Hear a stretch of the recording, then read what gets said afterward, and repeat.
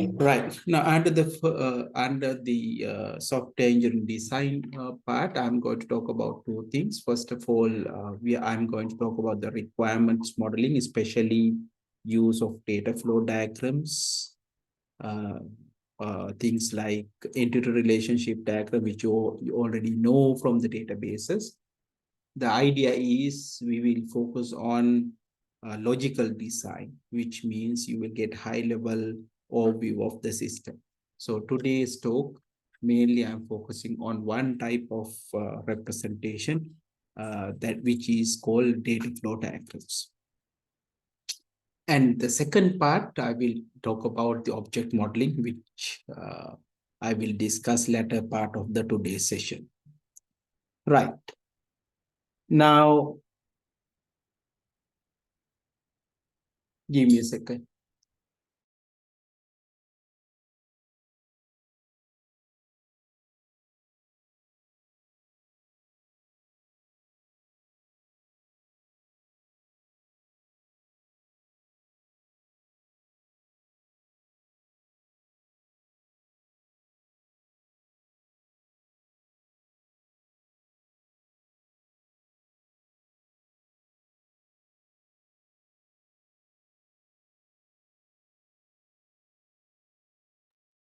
Right. Sorry about that. So the first technique I told you, like I'm going to talk about the data and process modeling. I know that you might have already done this. Now, this technique is as a part of structured analysis approach, which is a traditional technique we use to, represent the whole system. And the idea is we are going to represent data and processes within this, right? So what we are going to do is we will start with what we call the idea of processes. Now, processes which we can talk about with the objects. Now, things like we can represent people, we can represent things, we can represent transaction or the events. And then we have to represent all these, sometimes we call the external entities, interact with different processes within the information system.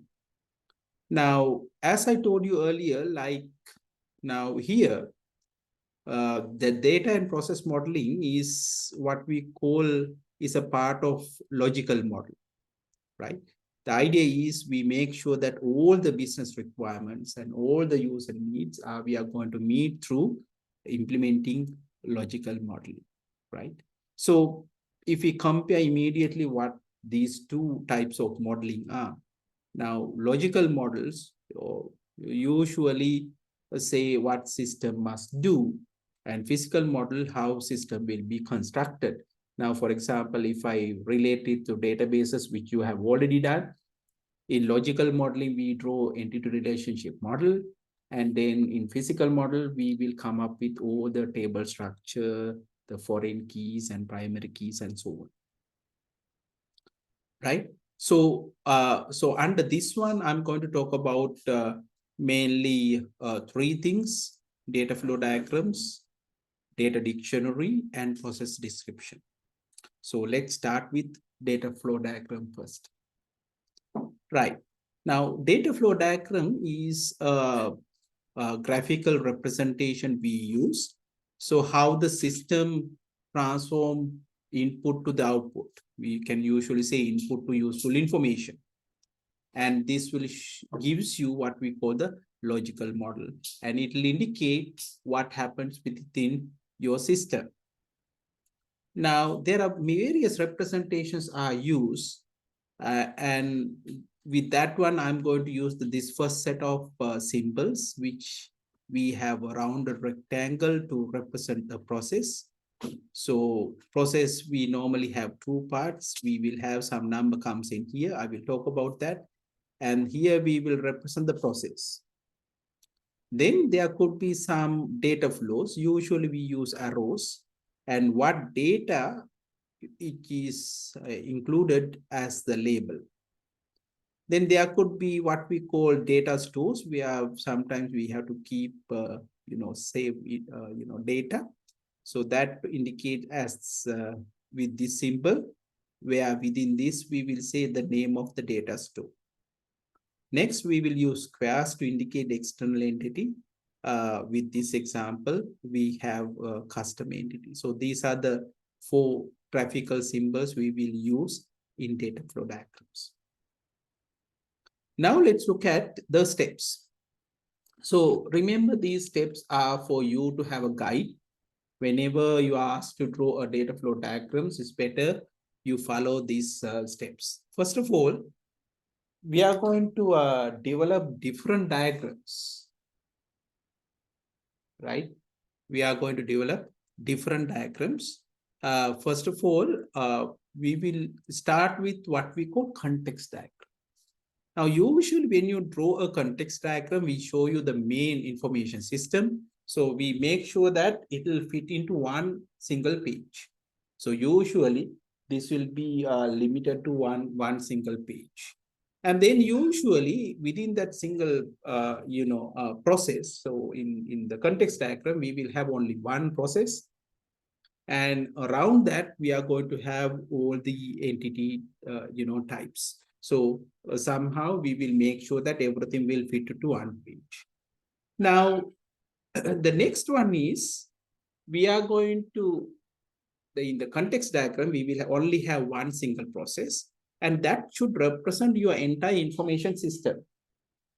So the entire information systems should, represent this. Now, for example, in here I said grading system. So that means in your context diagram, we will have a single process called grading system, which represent the entire information system.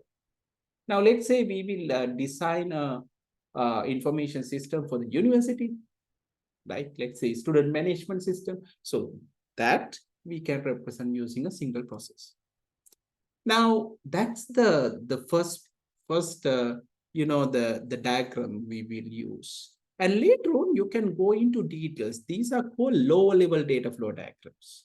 Now, for example, in the grading system, I told you it will be represented as a single process, but there are like various, detailed processes are inside. Now, when we represent that one, we use a verb to describe. Now, for example, in a grading system, we will have 3 more processes within this, such as establish grade group, assign final grade, and produce grade report. So these are like 3 other, processes comes under grading system, right? So remember to use unique names with each of these, and also use a reference number. Now, when you are writing reference numbers, each of the process, usually we have to number. Now, the high level diagram or the highest level is what we call the context diagram. We usually put 0. And if you are going to have like more information about the high level process, then we call level 1 data flow diagram or data flow diagram 0. You have numbers like 1, 2, 3. Let's say you want to go into details of one of the processes, let's say 1. Then you can go it like 1.1, 1.2, 1.3, and so on, right? So I will explain, like I have some examples. So I will explain how we can use these numbers.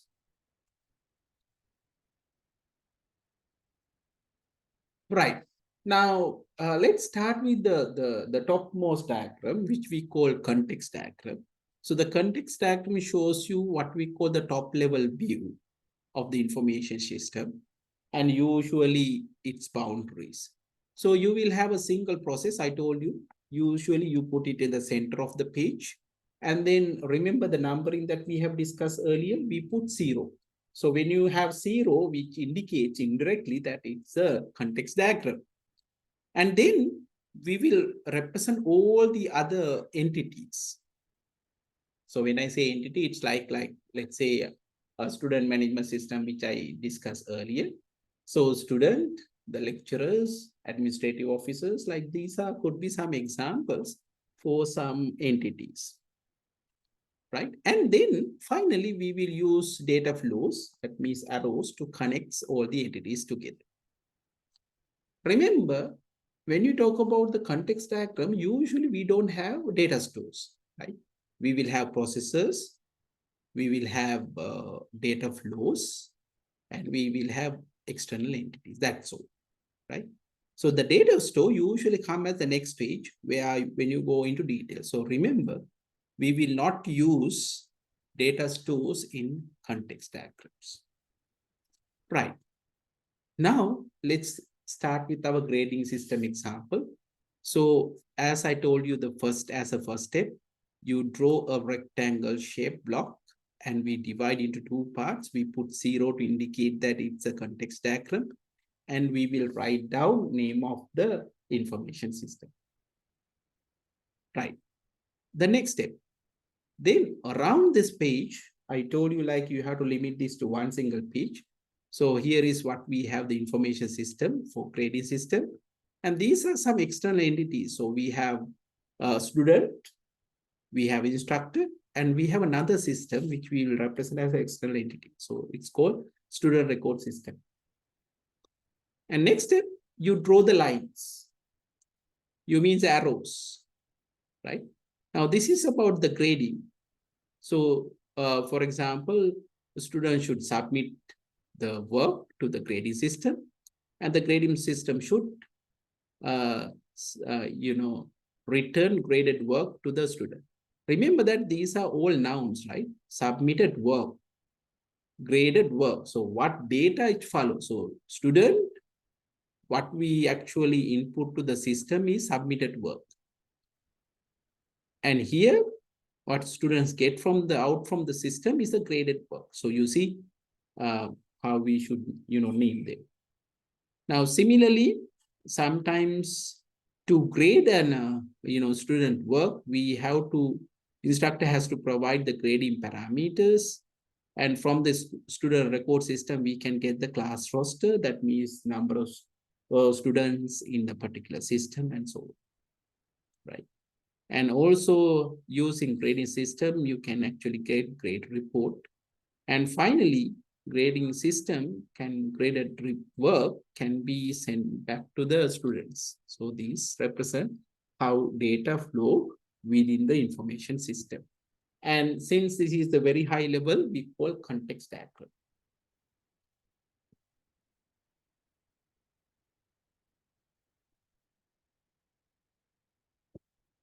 Right. So let's look at another example. So in the second example, we will see a ordering system. And in this particular system, company uses orders and apply payments based on what customers' balances are. So in order system, as you can see here, this is a context diagram. How do you know it's a context diagram? It starts with 0 here. And what we have is a system name, ordering system. And you don't see any data stores here as well. Now, in an ordering system, there are few entities we can notice, like there will be a customer here. There'll be a warehouse. There are like 3 entities: sales rep, bank, and accounting. So let's try to understand the diagram by looking at how data is flows. Now, according to this one, usually the process start with customer placing an order. So you can see customer, what he places is the order, right? It's a noun, which will say that what data item that you are passing to here. So order system will get the order. Now, depending the order, first of all, you have to check, right, whether the parts are already available within the system. So what happens that the order, the picking list will be set to the data warehouse, and data warehouse can check the items in the list, and then it can return the completed order, right? So when you have information like picking list, even before the completed order, what should actually happen is you have to return the customer whether the order is rejected or not. If you have parts, you don't have to reject. Let's say you don't have some of the part, maybe you have to reject the order. Then you have to also send the invoice whatever the available components. And once you receive the payment, and then we can actually, get the confirm order. Now, once you get the confirm order, the ordering system will send commission to the sales rep, any bank deposit, the amount, and there'll be an entry about this in the accounting, right? So here is how the data flows in this ordering system. Now, I told you like the context diagram says the highest level. Now, when you go down, let's say we want to show more information, right? Earlier, we have seen only external entities, very important ones, plus the main information system. From next point onwards, you have to, provide more details. So here we can see now, when you want to see more details about the context diagram, we can go for a what we call DFT diagram 0, or sometimes we call level 1 data flow diagram. So diagram 0, it shows you all the internal processes, data flows, and this time you will see data stores as well, right? And this should also repeat all the entities and the data flows, right? So diagram 0, we have repeat all the entities and the data flows in the context diagram, right? So let's see how we can actually represent this one. Now, it's like something like this. Now, let's say we have a main process and we have input A and output is B. So what would happen is we are going to have more details of this. So in this particular case, we have input A and B, output is B, we have F. So F can be divided into other set of processes as F1, F2, up to F7. So what should happen is, when you start, the input should be the same from the previous one, and at the end, the output also should be the same. Within that, you can have various, inputs and outputs, right? And that's the context diagram. This is diagram 0 data flow diagram. And if you want to go more details about, let's say F4, then let's say F4, you can see there are two inputs, X and Y, the output and Z. So it will be same here as well, although it's break down into, sub processes. So input will be X and Y, the output will be Z, right? So this is how we are going to go into detail. So remember, when you're going from a context diagram to diagram 0, diagram 1, make sure that the inputs and outputs are the same. It should be same, right? Right. So let's start with our grading system example. So what we are going to do right now is we are going to go more details about the grading system. So ideally, you should see there should be at least several processes, because you are going to break this single process into multiple processes. Okay. So now let's see how this happens. Now, for example, in this particular case, there are like 4 processes, the grading system.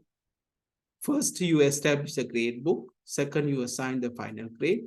Third, graded student work. Fourth, you produce the final grade report. So now let's see the order, what actually happens. So first of all, according to this information, we start with establishing the grade book. So establishment of the grade book start with getting the class roster, that means the class information from the student record system. And then there will be another input, which is called grading parameters for this particular student submitted work. And then that information will be, stored in class grade book, right? And the next one, the second part is assigning the final grade. So you will get the grade in details and you will assign the student recording system the final grade. So final grade will be recorded in both student record system as well as in the grade book.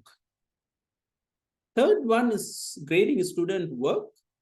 So student actually submit their work and then the graded work will be returned to the student and student's grade must be inside the grade book.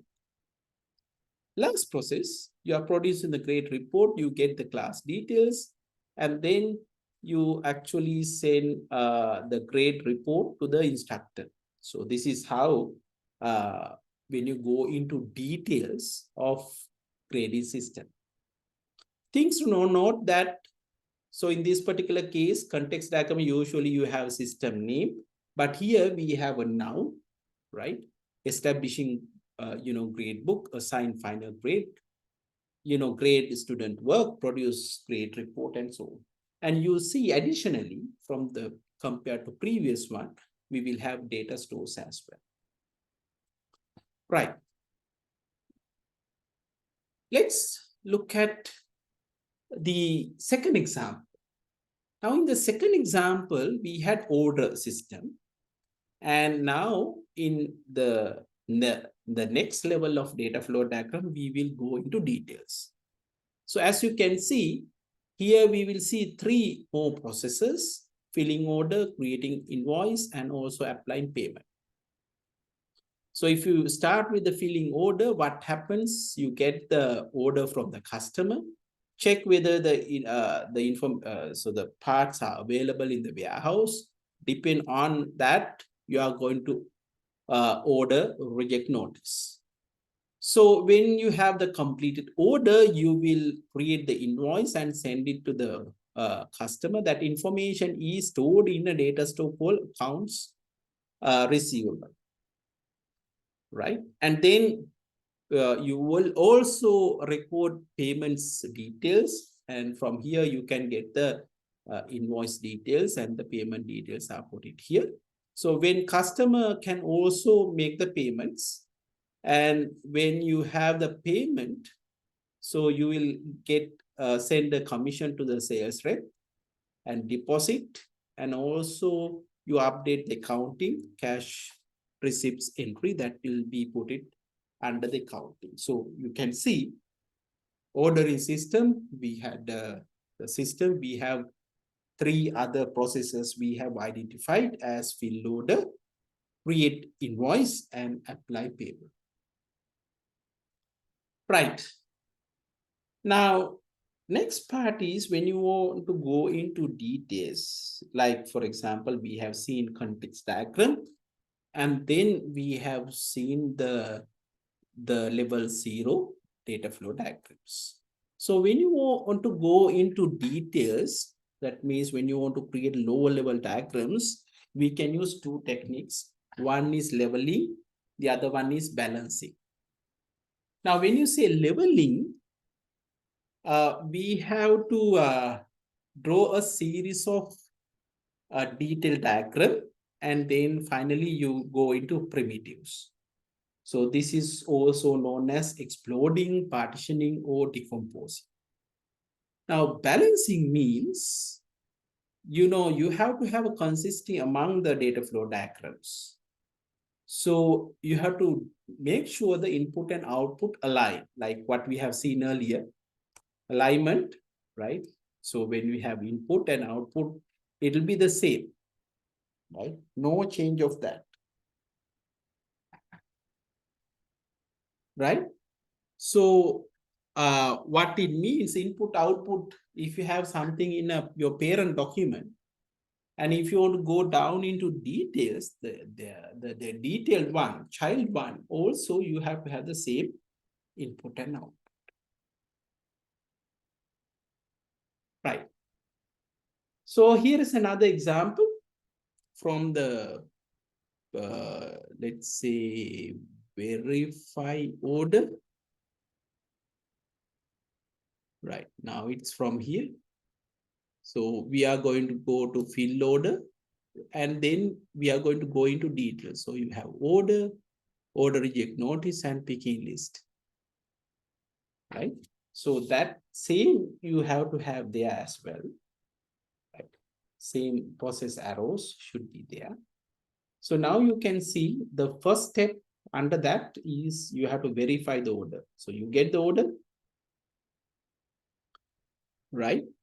And then you have to actually check whether you have all the information. Depending on that, you may actually reject the order. And if you have rejected the order, we have to generate the reject notice and you will send back to the customer, right? And that information is also keep inside the customer data set. And here from here, we can get the credit status. Right. Let's say that accepted order, you can say assembled order. So you need to pick in list, you have to check in the warehouse. And then you will have to get picking details from products. And then you can send inventory change and product details again coming back to verified orders. So as you can see, we will have to have the same input and output from beginning to the end to make sure that everything is represented. Right. Now, here is another example. So you can see this is the second one. So in that one, we are expecting the number 3. So the number 3 apply payment. So you can see what will happen. So you receive the payment. The payment details are inside the accounts available. Invoice details you can take. Customer payment, and you have daily payments, accounting payments, post payments like we have pay commission to the sales rep, cash receipt entry, and bank deposit. So you see, depending on what we select, we get different diagrams. Right. Okay. Now we are going to work on a group work about like 20 minutes.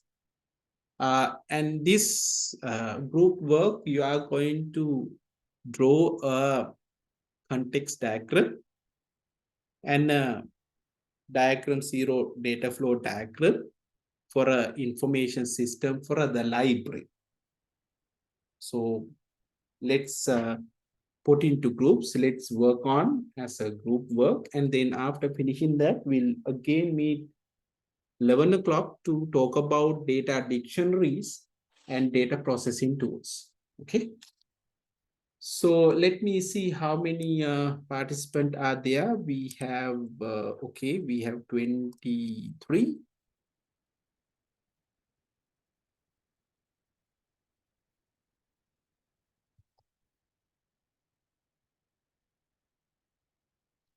Right.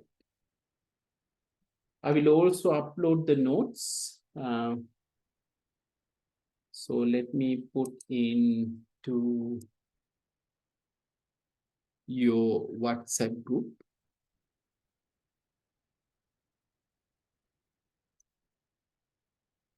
So I have uploaded the note.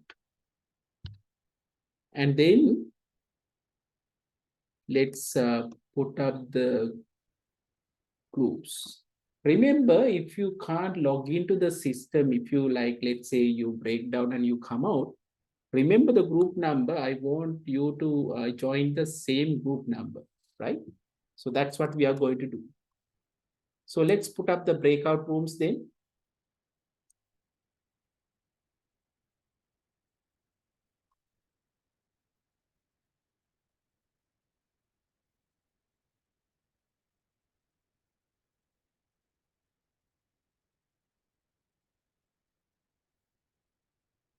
Right, we'll have 6 breakout rooms, group 6. We will have 3 to 4 members.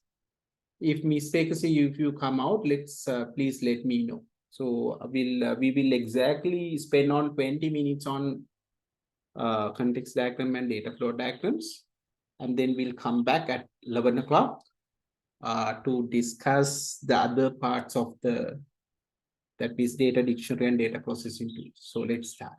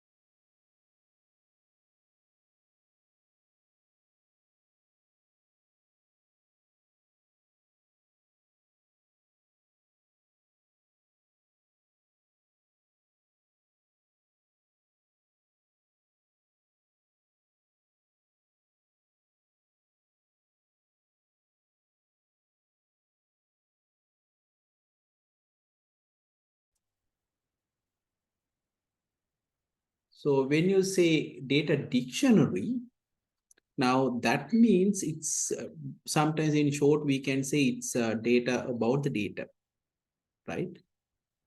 So this is the second component. And when you want to have store information about, we can use data dictionary to collect the document. We can also use specific facts. We can also include the details about the data flows, data stores, entities, and the processes, right? So the idea is it should describe everything about the elements and also other combinations of the elements, right? Now, when I say a data element here, that means in sometimes we can say it's a field or small piece of the data within the information system. Now, for example, when you say student ID number, student grade, right?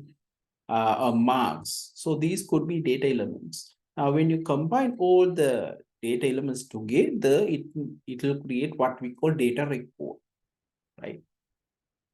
So in simple words, we can say that data records are meaningful combination of the data elements, right? For example, we can have auto parts inventory record.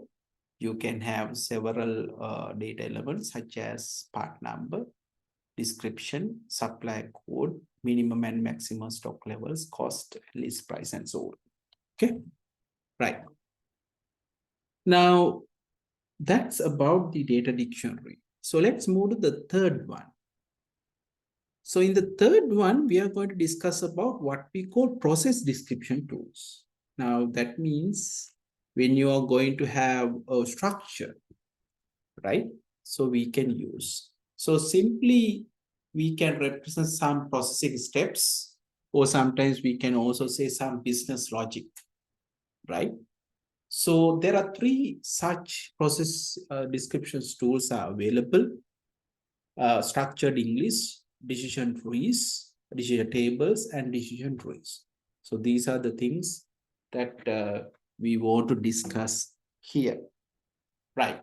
Now, when you talk about these process description tools, the first one is called structured English. Now, when you say structured English, like a pseudocode, that you know that in when you develop, when you want to develop algorithm. So one way to represent using the pseudocode, which is not a particular programming language, but in simple English, you list down all the steps. So it's similar here as well. When you want to write down English statements to describe a process, we can use structured English. So you can have the same things like in flowchart, you can have sequence, you can have selection, and you can also have iteration, right? Now let's take an example. Now in this example, we are trying to accept or reject customer order based on credit status and product availability. So what it means is when customer places an order, first of all, we have to have the product with us, right? Isn't it? So if you don't have the product with us, we have to anyway reject, right? The other one is whether customer have enough customer's financial state, whether he could buy, whether they could pay, we normally call customer, credit status. So that could be a good or bad or yes or no. I mean, yeah. So when to accept the order, we have to check both, isn't it? We have to check the product should be available.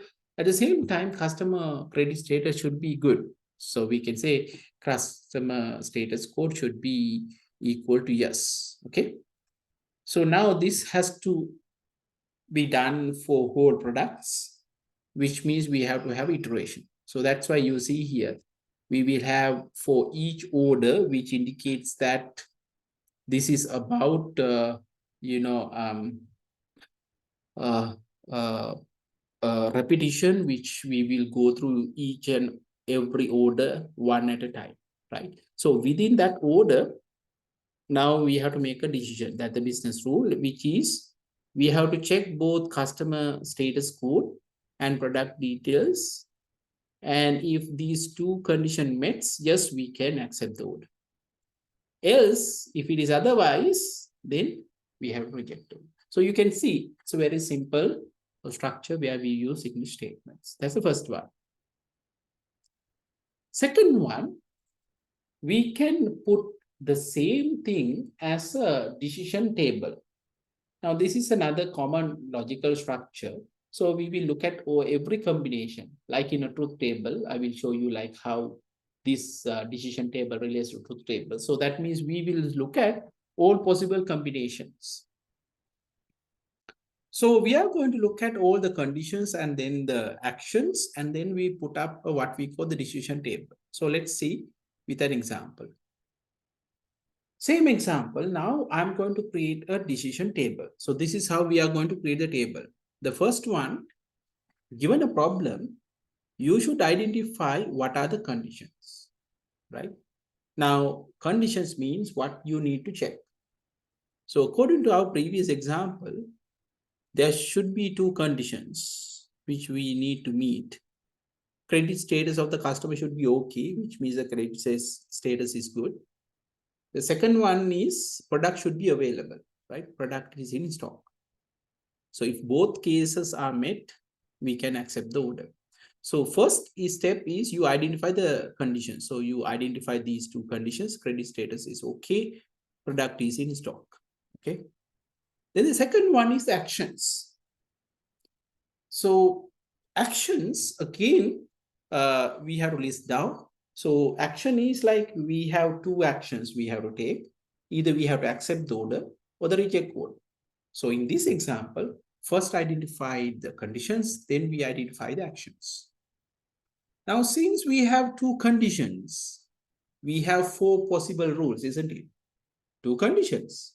So it could be yes, yes, yes, no, no, yes, no, no. Likewise, it's 2 to the power number of conditions. Like if you have 3 conditions, there should be 8 rules. So in this particular case, we have 2 conditions, we have 2 rules.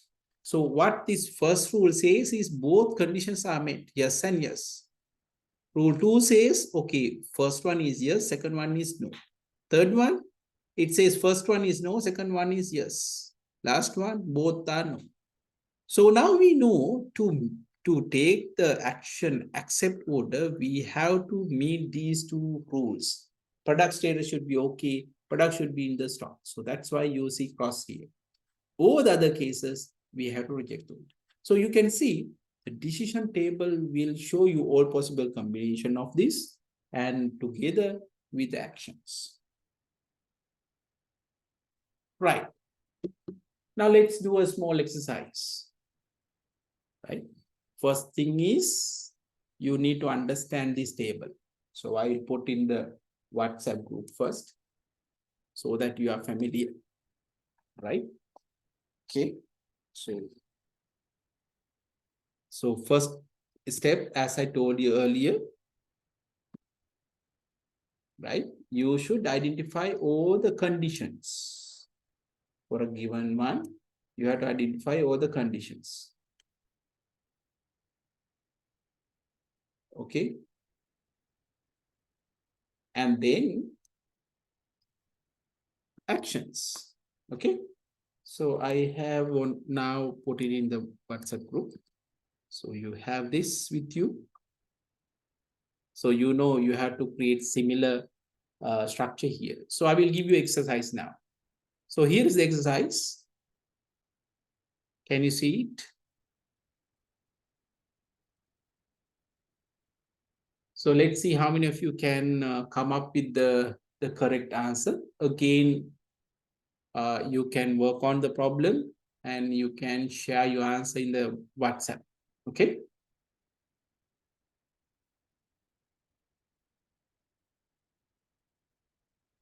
So it's about the sales promotion. You know that when we have, seasonal, promotions, like in Aurudu, the Christmas, right? Different, places, they are giving promotion like 20% off, 25% off, and so on. So this is also very similar to that. It's about the sales promotion policy for holiday season 2014. And they have listed some statements, right? Now we are going to use decision table structure, which the first one is we need to identify the conditions. Right. Now, can you tell me how many conditions are there? Yes, you can type in the chat. How many conditions you can find in this?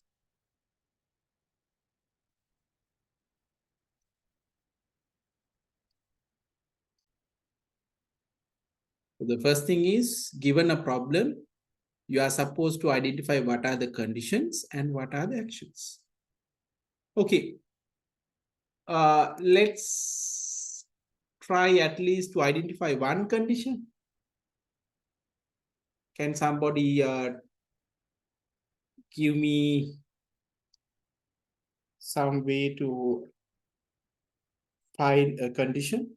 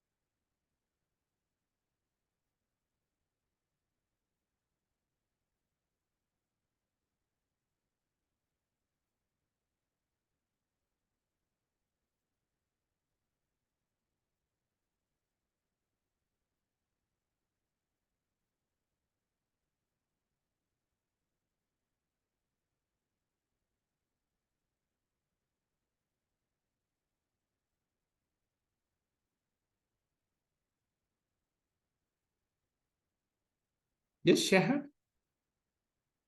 Can you identify one condition here?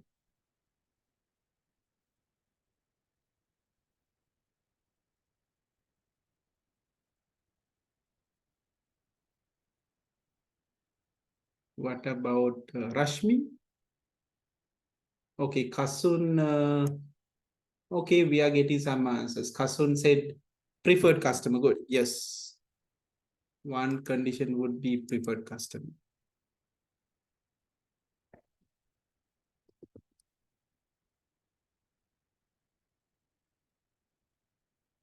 And then order 1,000 or more. What else?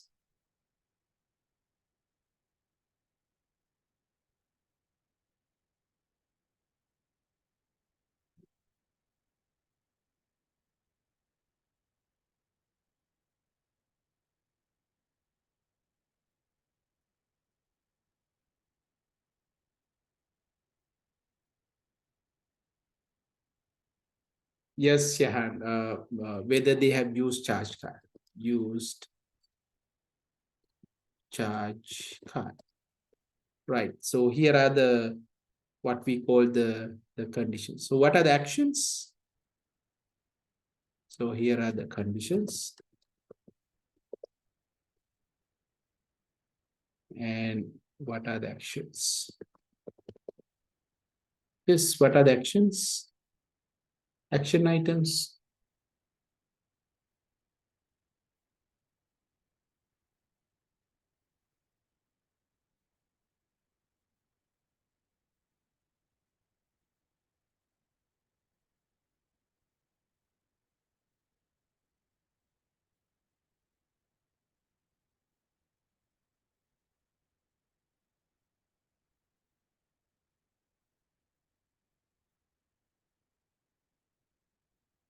Okay, 5% discount. Good.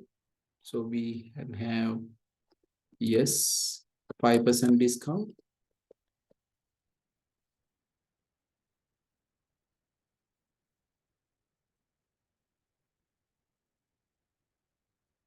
Additional 5% discount. Yes. Additional 5% discount. $25 bonus. and $5 bonus, right? So these are the actions that you can perform, right? So now we have how many rules? We can have 8 rules, right? Because we have 3 conditions. So let me say R1, R2, R3, R4, R5, R6, R7, R8, right? So there could be 8 possible rules we can talk about. So we can talk about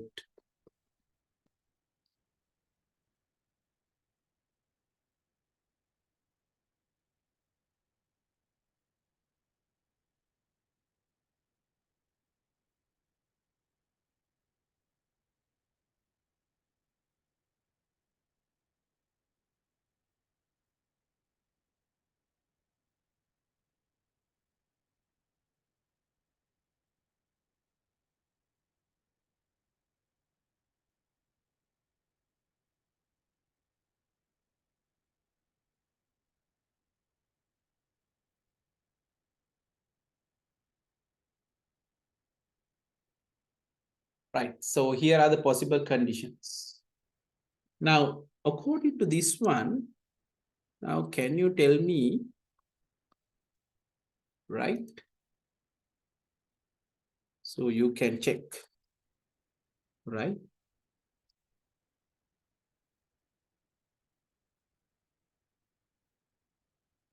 Right. So let's say we have what actions we need to perform, right? So first one, yes, yes, yes, which means they are preferred customer. They have ordered, okay, it's not $100, it should be $1,000,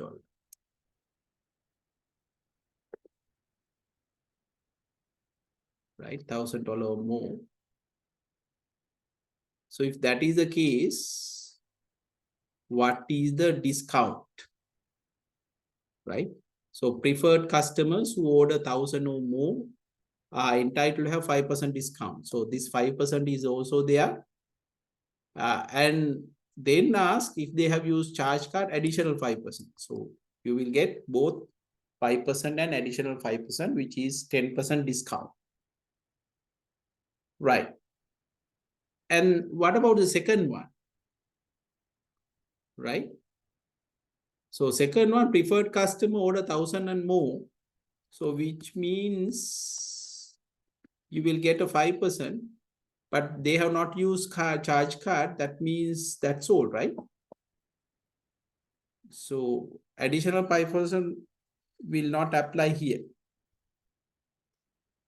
Third one, preferred customer,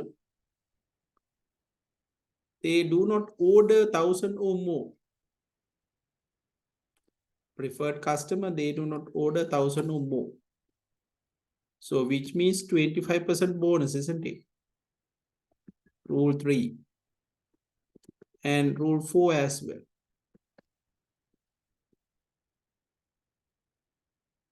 Sorry. They are preferred customers, but they do not order 1,000 or more. Right? And those who are not preferred customers, right? It's a 5%, right?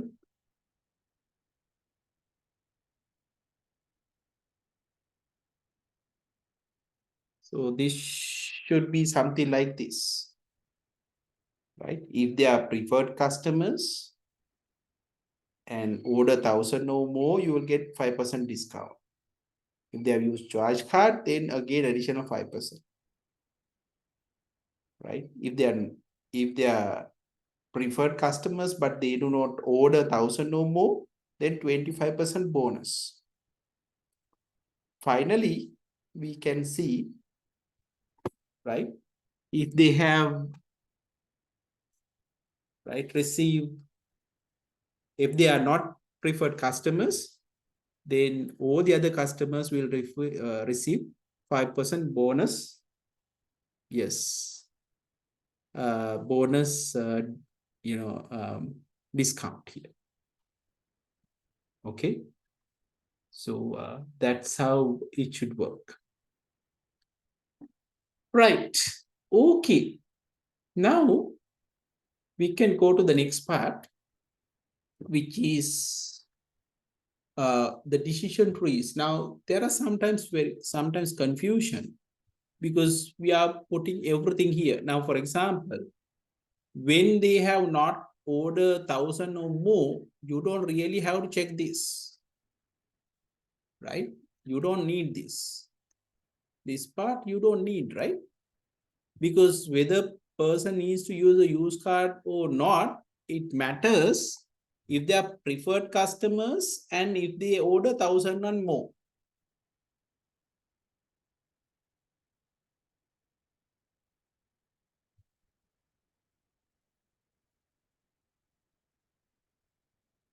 Right? So remember, it's very important. So because of that, so sometimes when you put up a decision structure like this, we might sometimes unnecessarily think about all these possible combinations. Therefore, we have our last technique, which uses a decision tree approach. So let's look at how decision trees will help us to simplify this, right? Okay, let's move on. So let's clear everything. Right. So let's move to the next one. So you see here, now it's not like in previous case. So we started putting up the conditions. So we had 3 conditions. First, we asked whether person is a preferred customer or not. If the preferred customer, we have to check other conditions. But if it is no, we have the action item. So that means if they are not preferred customer, we know we have to provide 5% bonus. It's easy, isn't it? The next one. Now, if the person is a preferred customer, we have to put up the second condition. So what was the second condition? Whether they have ordered 1,000 or more. So if it is yes, then we have to put some other condition. But if you say no, it should be 25%, $25 bonus. Right? It will simplify. Okay, customer is a preferred customer and order you have 1,000 or more. Then only we have to ask whether they have used our charge card. If it is yes, we have 5% discount and additional 5%. If it is no, then we have 5% discount. So you can see here, when you compare with the decision table that we have discussed earlier, this is more simplified version of that. And it's easy compared to previous one. Right. If you have understood up to this, can you please raise your hands?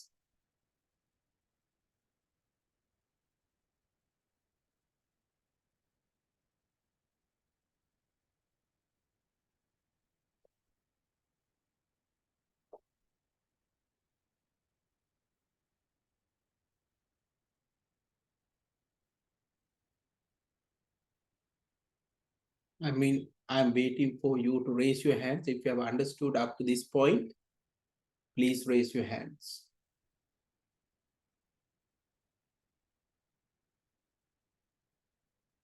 Yenuli, do you want me to explain it again?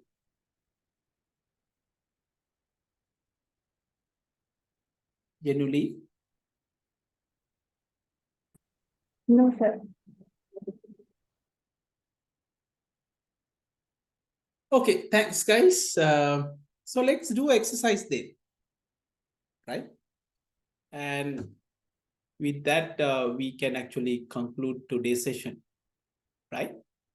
So what we have discussed today as a summary, we discussed about the data flow diagram, which you have already done earlier in your previous course. And we have, went through some examples and did a small group work where you try to represent the library information system, right? Then we discuss some process description tools. We discuss structured English and decision table and decision trees. Okay, so here is the exercise. And let's complete now itself because we have some time. So you have given a description and then we have some questions, okay? So first question, like what are the conditions? And what are the actions? So in this particular example, this discuss about, you are taking a course MIS 260. There are two prerequisites, which means you have to take both MIS 120 and 222, right? So basically conditions are whether MIS 120 completed, right?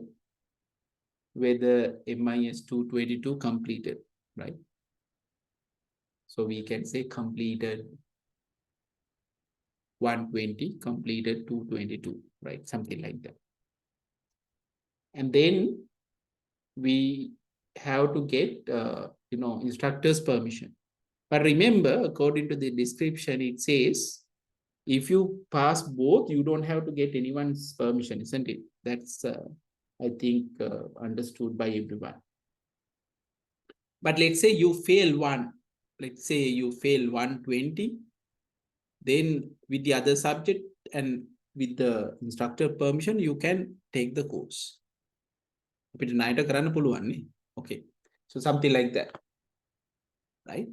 So similar to that, if one of the subjects are failed, then you have to get the instructor's permission. So that's what it means, right? So first ask us to create the decision table. So the conditions are, we have three conditions: completing MIS 120, completing MIS 222, getting instructor's permission, right? What are the actions items? Allowed and not allowed, right?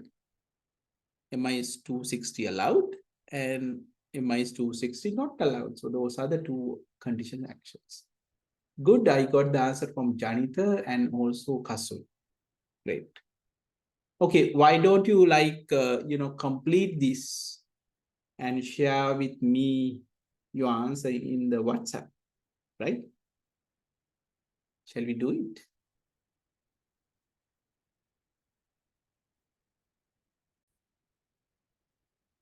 So let's see the first one. We can take, let me share with the whiteboard. So we can ask MIS 120. Let's say complete, right? So that's the first one. So we can have two choices, right? So it could be yes,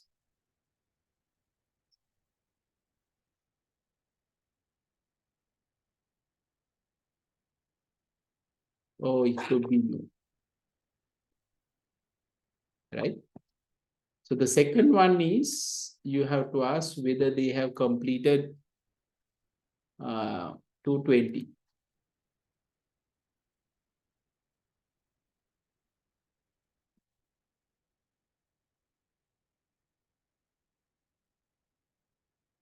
So we can ask whether they have complete MIS 222.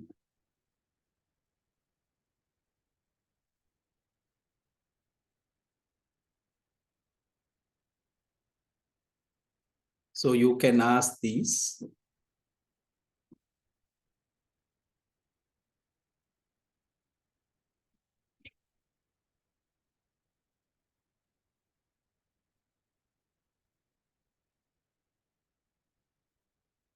So let's say this is yes. Let's say this is no. Anyway, we have to ask this, right? So we can check whether this is passed.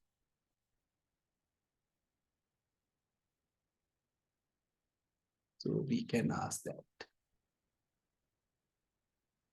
So again, then we have to ask instructor permission. Again, yes and no, right? The completion, you will have either yes or no, right? So here is also yes or no. Again, yes or no. So we have yes or no, right? Yes or no. So if that is the case, we know if both are yes. So let's say this is yes. Here also we have yes. Let's say this is no. And this is no.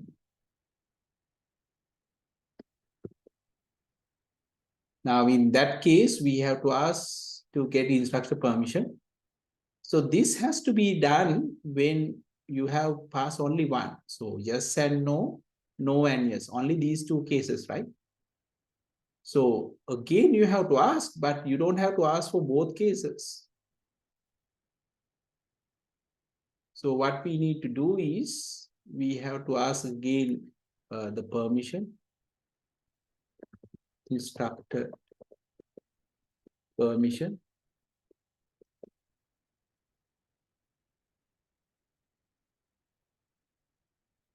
So we have to get the instructor permission. But only for these cases, not everything. So here also we have to get the instructor permission, right? But here you don't have to.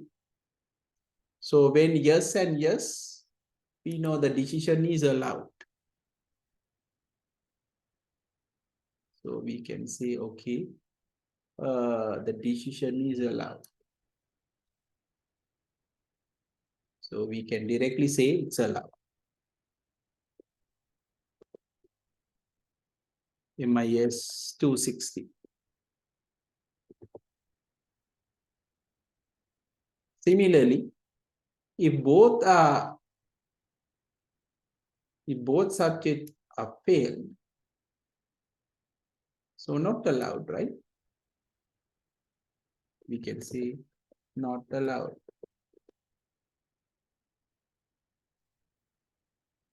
But here instructor permission, we have to again get the instructor permission. So it could be yes.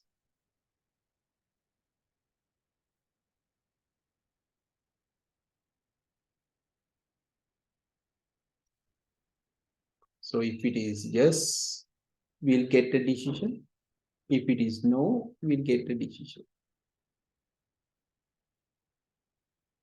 Right? So here also, we'll get the instructor permission. Let's say person is said yes, then there'll be a condition. Let's say no, then there'll be a condition. So the permission, let's say this is yes. We get the permission. Here we will no. Here we will get the permission. Here we will say no. So if that is the case, we know when you get instructor permission, you allowed it. So here it says allowed. Here is also allowed, right? But when you say you are not getting, you pass only one subject, but you are not getting the instructor permission, you will say not allowed. And here also we have not allowed. So it should look like this. Now, so when you look at decision tree, compare with the decision tree. So this will be more compact and visually appealing compared to the decision table, because decision table going to look at all possible combination which complicate the decision process.